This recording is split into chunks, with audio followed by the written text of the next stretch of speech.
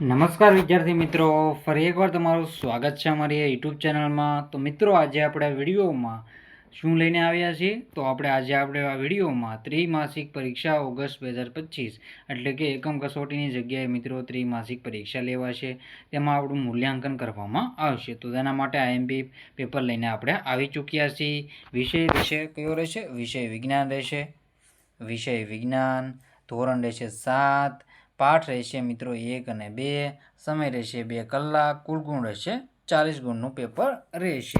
અને મિત્રો નવો પરિપત્ર આવ્યો છે 18 તારીખે, તેના મુજબ પેપર રહેશે. તો સાહેબ તમારે પૂરેપૂરું પેપર સોલ્યુશન જોવાનું રહેશે, અને આમાં મિત્રો આઈએમપી ક્વેશ્ચનો છે એ સાહિત્ય જોઈ લેવા તમારે પૂછાઈ શકે. તો મિત્રો આપણે હવે સોલ્યુશન સ્ટાર્ટ કરી દઈએ. તો પ્રશ્ન નંબર 1 છે, નીચે આપેલા વિકલ્પોમાંથી સાચો વિકલ્પ પસંદ કરીને વિકલ્પ સાથે જવાબ લખવાનો રહેશે, પ્રત્યેકના 1 ગુણ. તેમાં પહેલું છે, અમરવેલ એ ખાલી જગ્યાનું ઉદાહરણ છે. તો અમરવેલ છે એ કેનું ઉદાહરણ છે? તેમાં આપણો જવાબ રહેશે પરપોષી ઉદાહરણ છે. શું રહેશે? પરપોષી.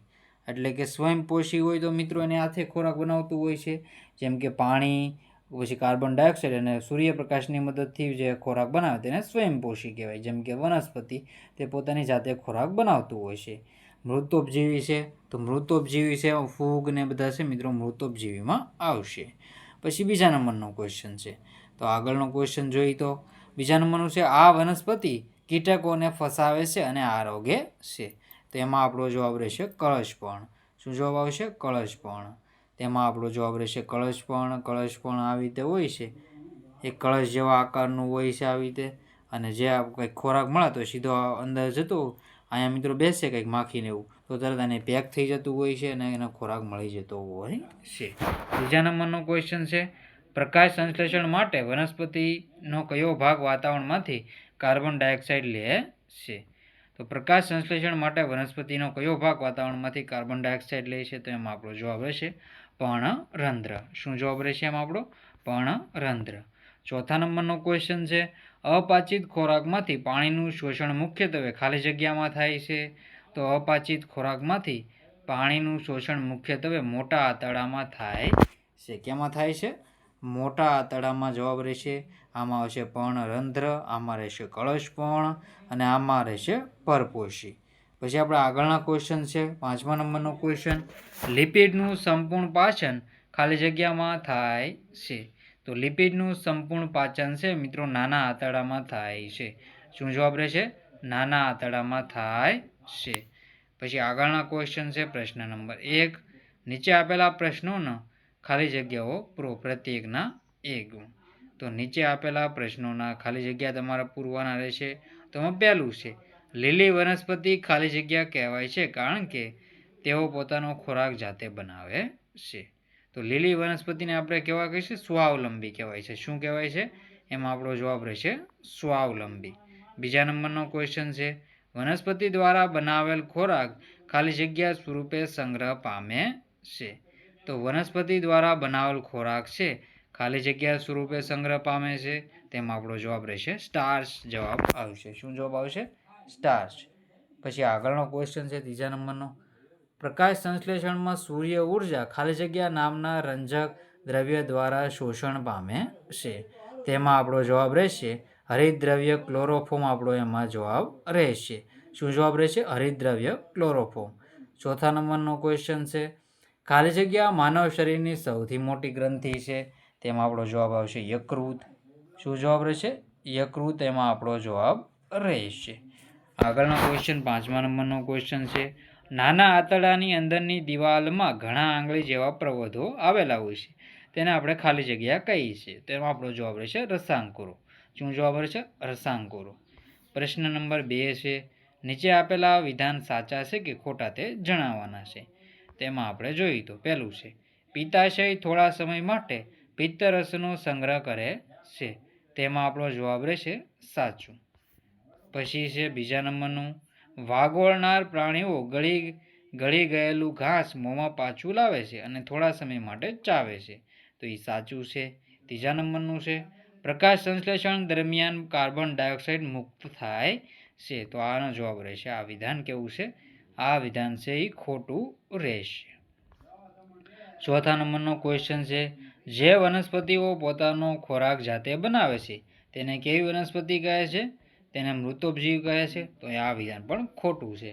એને સ્વયંપોષી આપણે વનસ્પતિ કહેવામાં આવે છે. પાંચમા નંબરનો ક્વેશ્ચન છે, પ્રકાશ સંશ્લેષણ દરમિયાન સૂર્ય ઉર્જા એ રાસાયણિક ઉર્જામાં રૂપાંતર થાય છે. તો એમાં આપણો જવાબ રહેશે બિલકુલ આ વિધાન સાચું રહેશે. આ સાચું છે, આ ખોટું રહેશે, આ પણ ખોટું રહેશે, આ સાચું રહેશે. પહેલા બીજા પ્રકરણના મિત્રો આઈએમપી પ્રશ્નો છે, બાકીના આપણે કરાવતા રહીશું. પ્રશ્ન નંબર 2 છે, નીચે આપેલા પ્રશ્નોના જવાબ 1-2 વાક્યમાં જવાબ લખો. તો પહેલું છે, હરિતદ્રવ્યનું કાર્ય શું છે? તો હરિતદ્રવ્ય ઉત્તર, હરિતદ્રવ્ય પ્રકાશ સંશ્લેષણ માટે સુયુક્ત કણોનું સૂર્ય ઉર્જાનું શોષણ કરે છે. અમરવેલ, અહીંયા મિત્રો સુધારી લેજો, અહીંયા અમરવેલ એટલે શું? એમાં આપણો જવાબ છે અમરવેલ શું છે? તો ઉત્તર, અમરવેલ પાન વગરની પીળા રંગવાળી અને કોન યજ્ઞોમાં વૃક્ષ પર વિસ્તારતી પરપોષી વનસ્પતિ છે. ત્રીજા નંબરનું છે, કીટખોર વનસ્પતિ કઈ છે? તો ત્રીજા નંબરનો એમાં જવાબ રહેશે જે વનસ્પતિ, શું જવાબ રહેશે? જે વનસ્પતિ કીડીઓને પકડીને તેનું પાચન કરી પોતાનો નાઇટ્રોજન યુક્ત ખોરાકની ખોટ પૂરી કરે છે તેને વનસ્પતિને કીટખોર વનસ્પતિ કહે છે. ચોથા નંબરનો ક્વેશ્ચન છે, જઠરમાં સળગતા હાઇડ્રોક્લોરિક એસિડનું કાર્ય શું છે? તેનો ઉત્તર રહેશે, જઠરમાં સળગતા હાઇડ્રોક્લોરિક એસિડ ખોરાક સાથે આવેલા બેક્ટેરિયાનું નાશ કરે છે. જઠરમાં એસિડિક માધ્યમ પાચક પાંદ છે અને પાચક રસોને સક્રિય બનાવે છે. પિત્તરસનું કાર્ય શું છે? તો ઉત્તર છે, પિત્તરસ નાના આંતરડામાં આમ્લીય માધ્યમ પાદ છે તથા ચરબીના પાચનમાં મદદરૂપ થાય છે. બાકીના ક્વેશ્ચન સાહિત્ય તમારે પોઝ કરીને વાંચી લેવાના રહેશે. તો જોઈ તો નીચે આપેલા પ્રશ્નોના જવાબ તમારે ટૂંકમાં આપવાના છે.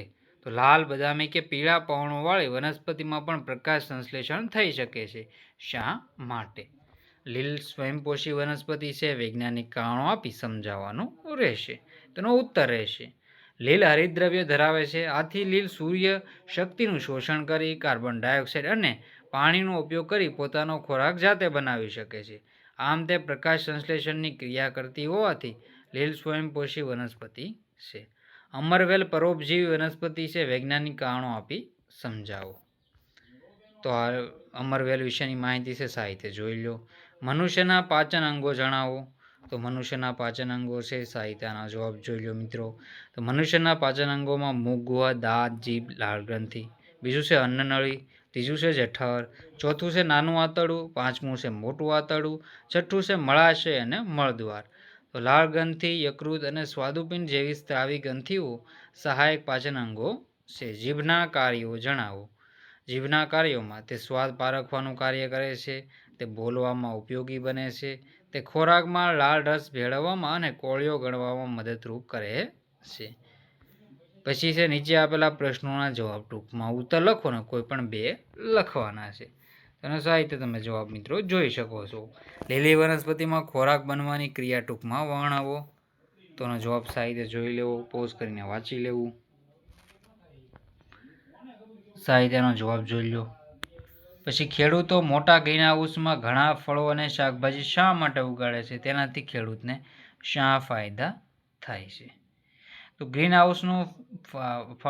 હાઉસમાં ફળો અને શાકભાજીના છોડ ઉગાડવાથી બહારની વધુ ગરમી કે ઠંડીથી છોડને રક્ષણ મળે છે. આથી છોડનો યોગ્ય વિકાસ થઈ શકે છે. ગ્રીન હાઉસમાં ફળ અને શાકભાજી ઉગાડવાથી ખેડૂતને થતા ફાયદા આ પ્રમાણે છે, તમે સાહિત્ય જોઈ શકો છો.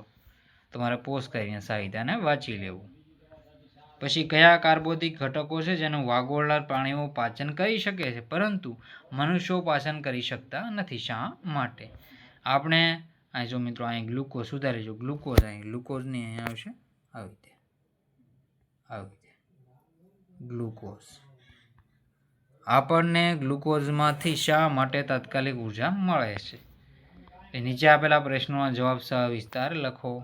પાચન તંત્રની દર્શાવતી આકૃતિ નામ નિર્દેશન કરવાનું છે. તો સાહિત્ય તમે આ જોઈ શકો.